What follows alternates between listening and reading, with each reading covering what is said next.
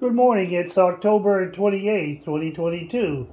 This is Joe Nimzora and I'm up in the secret room of the house at 69 Gordon Hill Road. And I thought I would just show you what it takes to rewire electricity in the kitchen and dining room here. The floor we're standing on is also the ceiling for the kitchen and dining room, so they ran wiring through this area when they built the addition in 1970. One of the interesting things is here the beams are the old dimension 2x8, 16 inches on center, and so much easier to find and better supported than the post and beam parts of the house in terms of a flooring surface.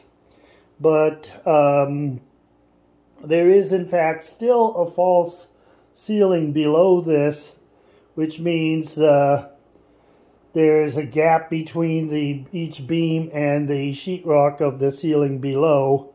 That makes it a little handier to run the wires because I don't have to drill holes in these, which would weaken these beams anyway. There is cellulose packed in here, which is a very good form of insulation, but it floats around and gets into everything once you disturb it. And it actually insulated any heat being given off by the wires. We have an awful lot of wiring here that is conduit.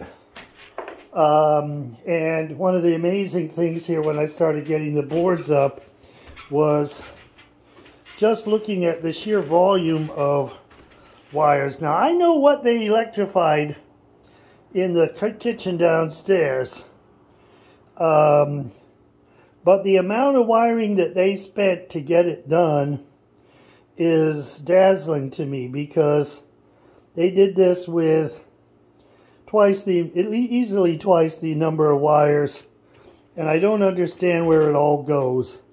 I was thinking of somehow diagramming it to see where it went and try to make sense of what they had done, but I don't intend to just duplicate what they did.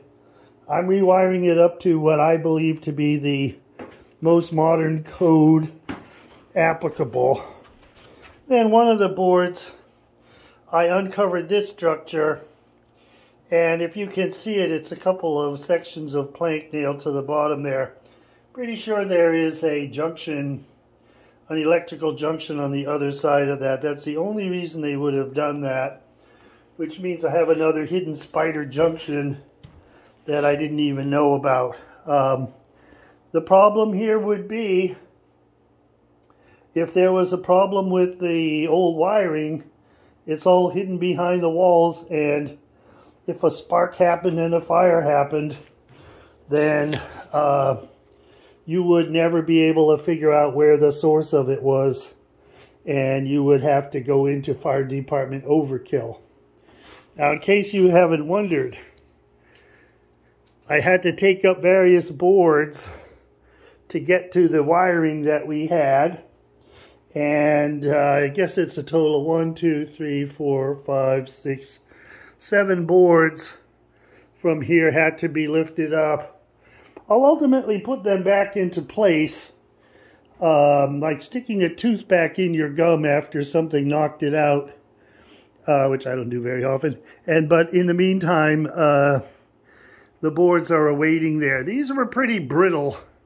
They've been drying out for, let's see, 52 years now since they were installed. And the trick was trying to get them out in one piece. And I had to take the nails out, which I've got strewn about here. Now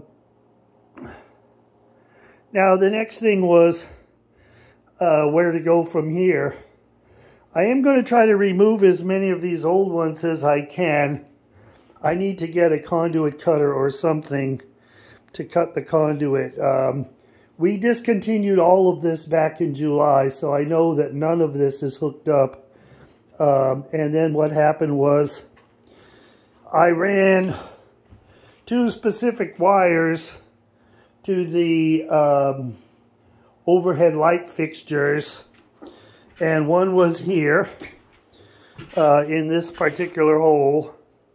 And next to it, what I'm going to do is when I put the new fixture in, I'm going to anchor it with this. These other fixtures tended to just have this little bar that got kind of nailed onto the sheetrock, which meant that the sheetrock was holding the light fixture up. That's a no-no, that's a no-no, that's a no-no. We want them more secure than that. And so this variety of blue box with the little bar will be what we use. So I will be installing that and everything. Next is, what is there? We ran a wire. We had a heck of a time trying to figure out the wire that went to the mudroom, and this is it. I ended up just bypassing it altogether, even though I tried to use the fish on it and what have you, and drilling an adjacent hole. So what's supplied here is the 2 overhead lights in the kitchen dining room, the mudroom, and then by extension the outdoor light.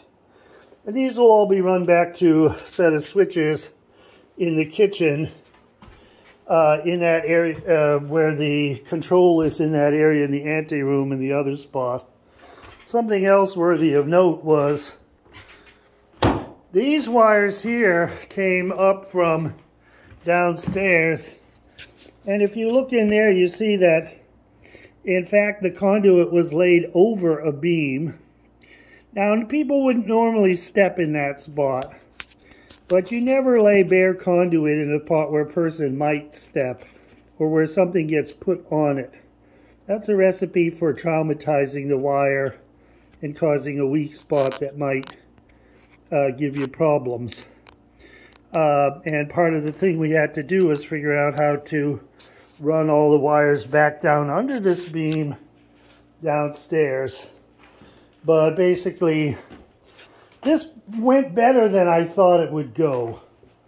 I was anticipating a lot more difficulty getting the boards up than I had.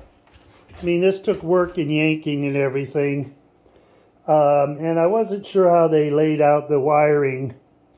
There's a sort of game you play where it's like, I don't want to take up every single board. What's the minimum number of boards that I need to loosen and visualize underneath that's needed in order to get the job done? So there was some guesswork, and generally it paid off okay to figure out where stuff needed to go. So I can't complain, but this is kind of the latest. There will be wall outlets down in the kitchen and kitchen dining room area. We'll also have wall outlets, but especially after this experience with the thing that ran through to get to the mudroom, I don't think I'm going to try to sink the wall outlet wire through down to the spots where they previously were through the walls.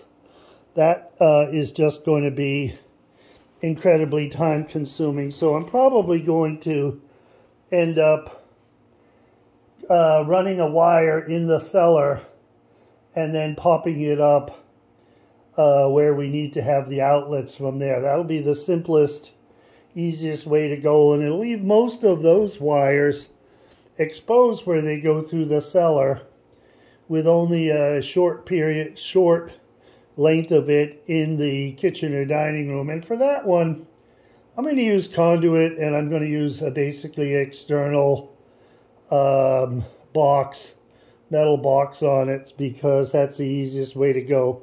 I think in about a year from now, if I'm lucky, God willing, and the creek don't rise, a year from now, what I'll probably do is do some renovation in the kitchen and that kind of stuff. So I'm not really worried about trying to make everything totally permanent in the kitchen that I might end up taking out later.